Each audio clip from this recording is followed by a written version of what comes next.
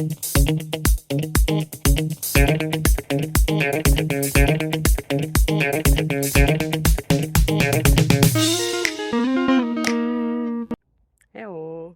So today is sports day, so it's time to do something for us, for our body, and of course for our mind. So how about this next question?